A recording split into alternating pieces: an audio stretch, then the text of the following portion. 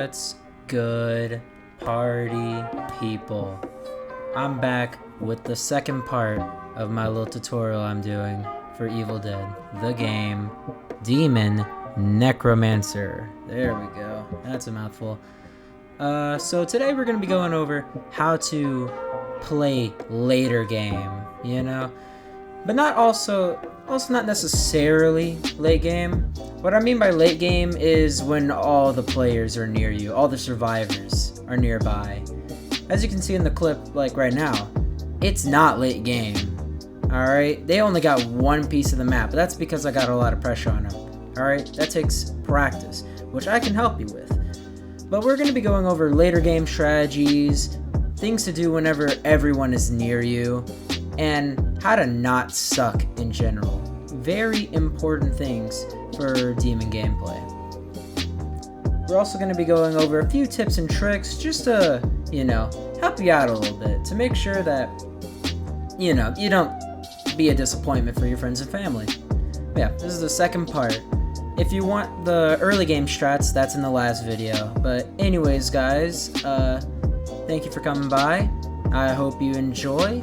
And yeah, let's proceed with the tips and tricks, shall we?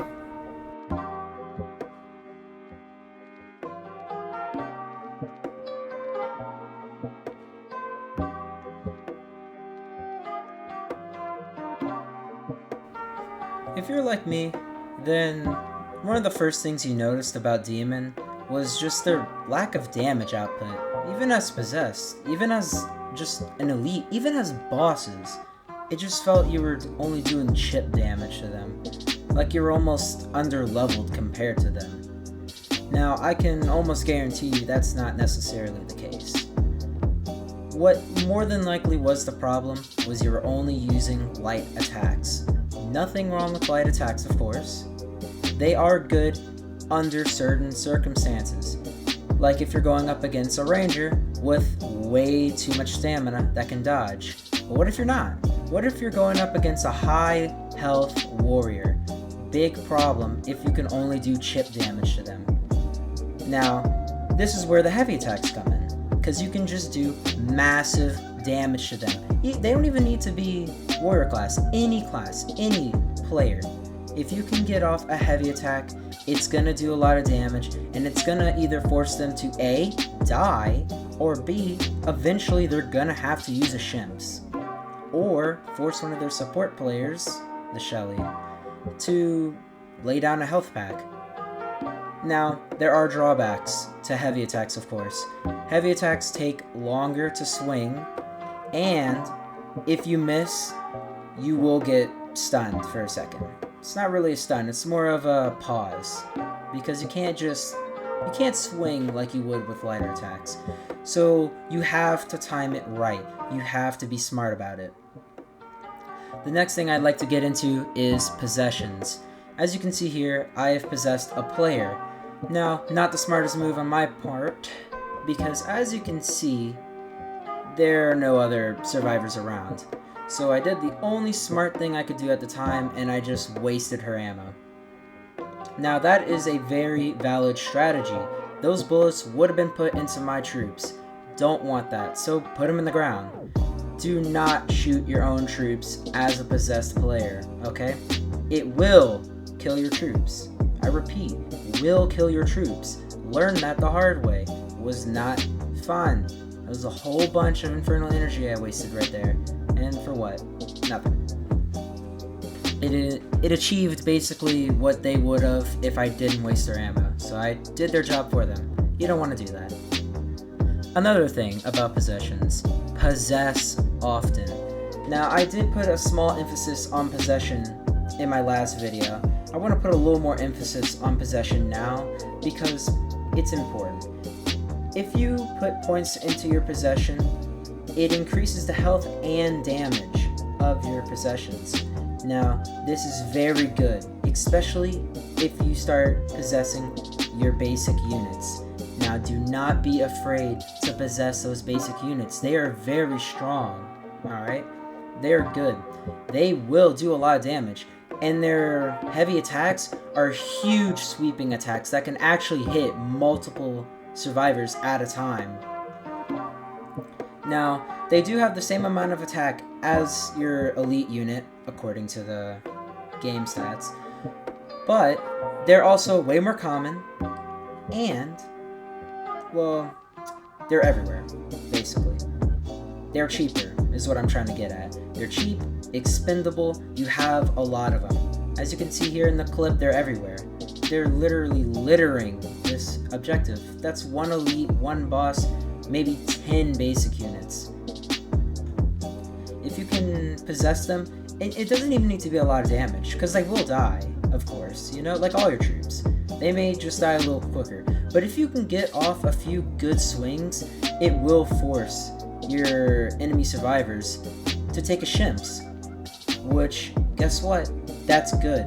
The more supplies they use, the better. It's all about draining their supplies in the end.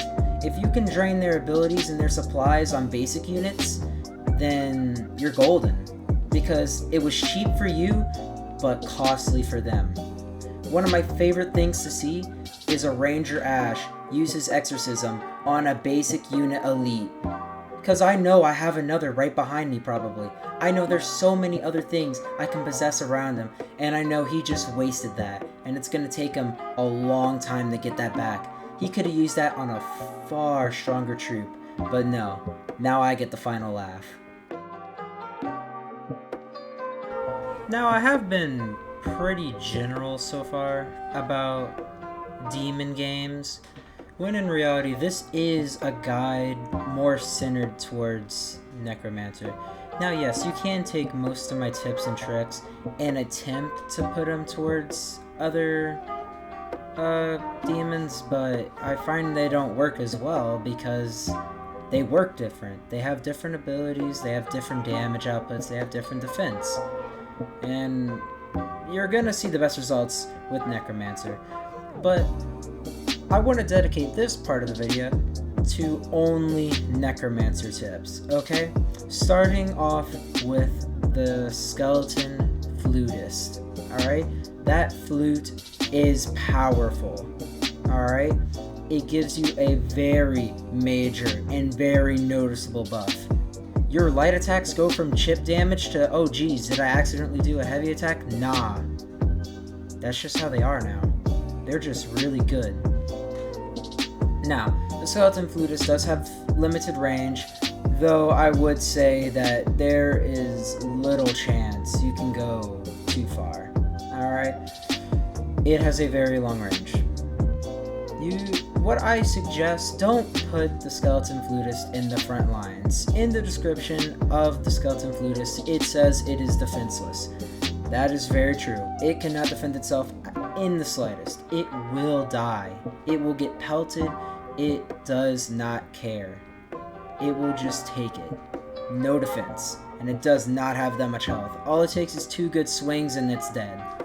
So, put it in a secluded location, preferably behind rocks, maybe off a ledge, maybe inside of a house, off-site. Now, once it does die, you're gonna notice, but that's okay. Another thing you can do with the flutist is defend it, because I have noticed in recent games that survivors are dead set on getting rid of that flutist, because they know what happens if they don't deal with it. They're dead. They're done. It's all over. There will be no more game for them. So what they'll do is they'll just full on charge it. They'll ignore all damage and just full charge it. So what I'd say is put down your skeleton flutist near a few scare traps, and if you really wanna, put maybe a basic unit trap down near it too if you want. The way you do that is right click, of course, while holding your basic unit button. Now, once they do go towards that flutist, pelt them. Just kill them. Do not lay off. Keep going. Maybe even spawn your boss on them while they're at it. You know, really put, like, that fear in real life on them. Now, less on the skeleton flutist and more on other auxiliary things. Get your boss to max level as soon as possible. That is so powerful, it's unbelievable. Your boss at full level cannot be knocked back. Another thing about the boss is that it amplifies your flutist ability. So it goes from a huge buff to an even crazier buff. Now this, stacked with heavy attacks, I have been able to 3-shot warrior classes late game, meaning they have their health up. Insane damage output can be made, especially if you have that army of basic units like I did in the earlier clip. They will just drop like flies. It's over, especially if they do nothing about it. But if they do, remember my tip, do defend your flute. It's very important and it takes time to get it back. You don't want to lose it.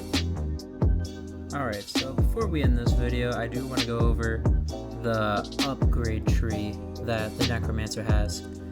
What I would definitely suggest you get first is your stability bars, your balance bars, I think they're called. They are very important. Your troops are very easily stunned without those upgrades, and I noticed an immediate difference whenever I first upgraded those. It went from, dang, that was a close game, if only I didn't get stunned, to, oh dang, I'm winning every game now, they can't even stun me. So get those, and I would also suggest maybe Portal Authority for some of them. It is handy. Not the boss though, you don't need the boss one. The boss is already cheap as is, especially if it plays down the flute. I think that does cheapen down troops a little bit. But yeah. Anyway guys, it was nice giving you all the guides. I had a great time doing this. Thank you guys for the support. I do appreciate it. Please come check me out on Twitch. Go check out my TikTok. Support the last vid. Support the channel as a whole, please. All support is greatly appreciated. Most people don't comment, but if you are gonna comment, tell me what should I do next? You know, what should be my next game? You know, what I'm thinking right now, if I get no responses, is I'm probably gonna start doing Gmod content because that's what me and my friends have been playing. So yeah, I think that's what's gonna be next. But anyway, guys, it's been a pleasure. Thank you for watching, and I'll see you guys in the next one. Stay tuned for the bonus clip, by the way. It's great. Goodbye.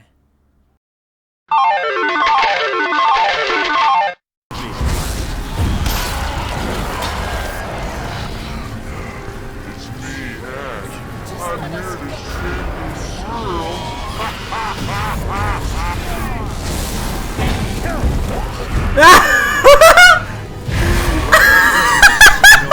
Not by a long shot. No way! What was that?